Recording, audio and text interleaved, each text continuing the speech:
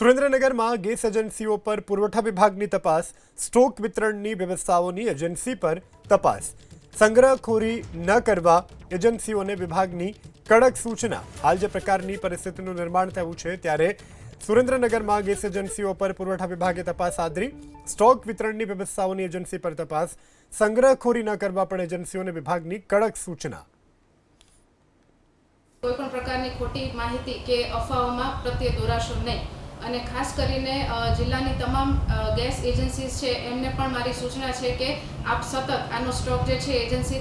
માં જળવાઈ રહે અને કોઈ પણ લોકોને કોઈ ખોટી અગવડતા કે હાલાકીનો સામનો ન કરવો પડે।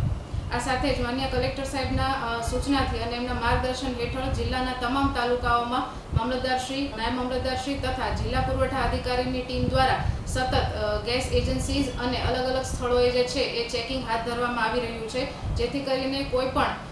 કાળાબજારી, સંગ્રહખોરી કે એવી કોઈ પણ ગેરકાયદેસર પ્રવૃત્તિ છે એ આચરે નહીં એવી અત્રેથી સૂચના છે।